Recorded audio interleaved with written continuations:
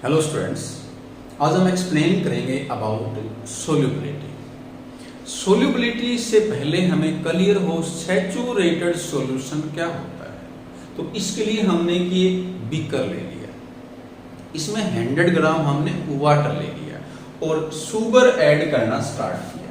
इसमें हम ऐड कर रहे हैं शुगर, ये यहाँ पर क्या है, सोल्यूट। इन्हीं से जो हमने स्मॉल अमाउंट में शुगर ऐड किया वो डिजोल्व हो गया।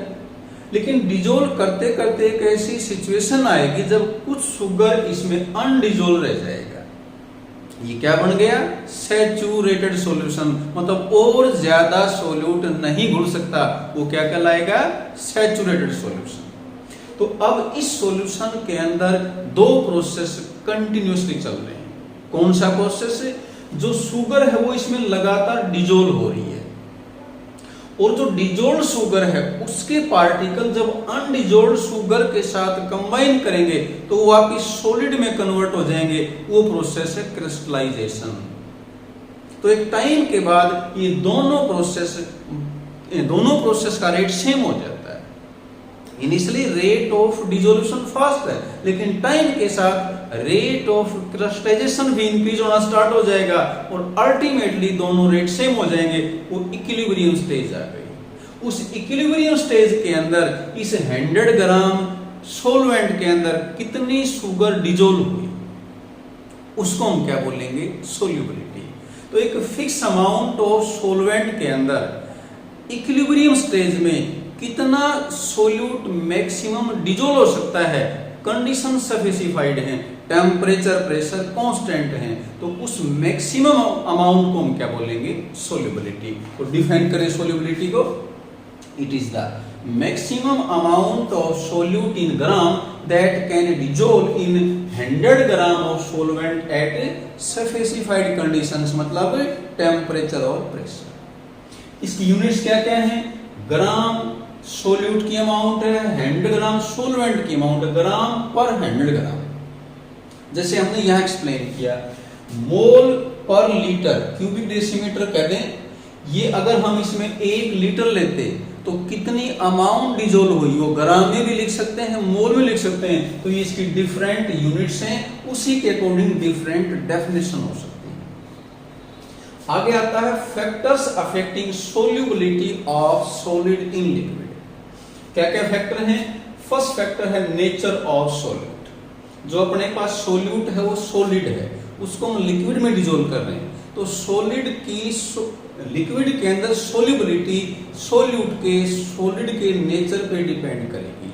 रूल है सोल्यूबिलिटी का क्या, लाइक डिजोल्व्स लाइक। इसका मीनिंग है कि अगर पोलर सॉल्यूट है तो डिजोल्व किस में होगा, पोलर सॉल्वेंट में, और नॉन पोलर सॉल्यूट है तो वो नॉन पोलर सॉल्वेंट में डिजोल्व होगा। ये नेचर का रूल है, ये सब पे लागू होता है। जिनके विचारे जैसे होते हैं वही आपस में क्लोज आते हैं। तो लाइक डिजोल्व लाइक, ये नेचुरल है। अब यहाँ जंप लिया हमने, NaCl वाटर में डिजोल्व हो जाए, क्योंकि NaCl है ये पोलर सॉल्यूट है, आयनिक कंपाउंड है, और वाटर पोलर सॉल्वेंट है। अब एक बार ये भी समझे कि ये जब डिजोल्व होता है तो इसमें कौन कौन से फैक्टर वर्क कर रहे हैं। NaCl को जो ही वाटर में डालते हैं तो NaCl के बीच में बॉन्ड है, आयनिक बॉन्ड को ब्रेक करने के लिए जो एनर्जी सप्लाई करते हैं वो क्या होती है, लेटिस एंथैल्पी। अब इस लेटिस को ब्रेक करने के लिए एनर्जी चाहिए।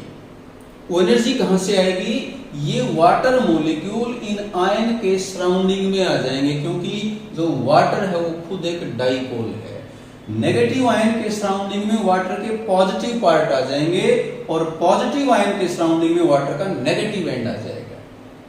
तो इन आयन का वाटर के साथ जो इंटरेक्शन होगा, इस प्रोसेस को बोलते हैं हाइड्रेशन। और इस हाइड्रेशन के दौरान जो एनर्जी रिलीज होती है उसको बोलते हैं हाइड्रेशन एंथैल्पी।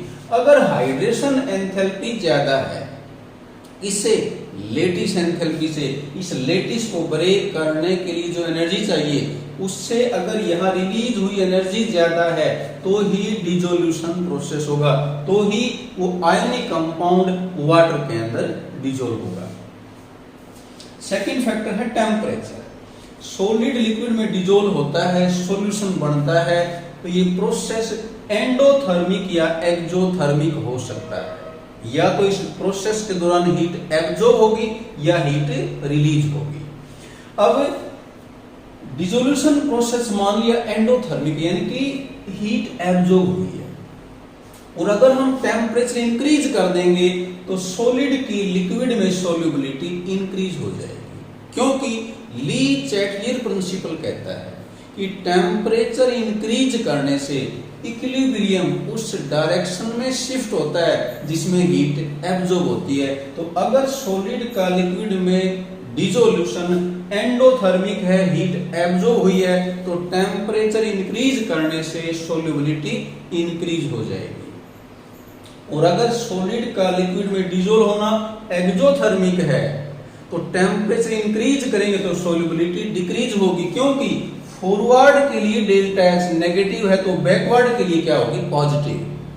तो T इंक्रीज करने से ये इक्विलिब्रियम बैकवर्ड में आएगा, यानी कि सॉल्यूशन के दो पार्ट अलग अलग हो जाएंगे, जो सॉलिड डिसॉल्व था वो भी क्या हो जाएगा, अनडिसॉल्व।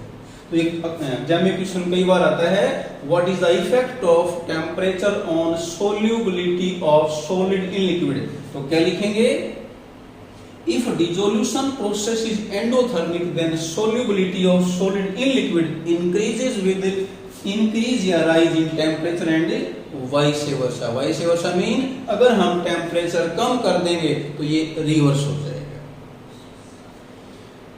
अब ये हमने एक्सप्लेन किया क्यों होता है ऐसा, because according to Le Chatelier principle when temperature is increase then equilibrium shifts in that direction in which heat is absorbed. तो ये है about effect of temperature on solubility of solid in liquid.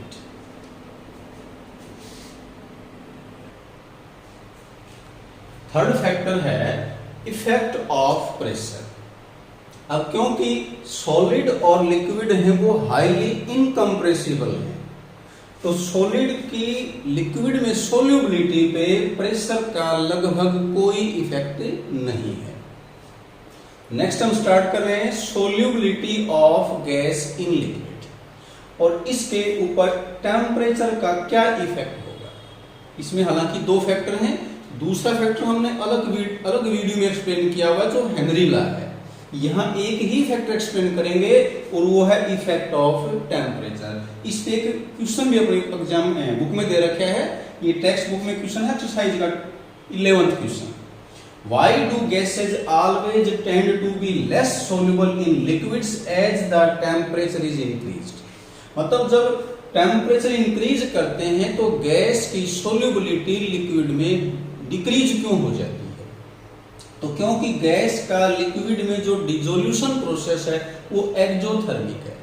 क्यों ऐसा, क्योंकि gas molecule के बीच में जो force है वो नेग्लिजिबल है, लेकिन वही गैस के मॉलिक्यूल जब लिक्विड के साथ इंटरेक्ट करेंगे तो वो स्ट्रॉन्ग फोर्स होगा, उसमें एनर्जी रिलीज ज्यादा होगी, इसलिए यहां नेट हीट क्या होगी, रिलीज।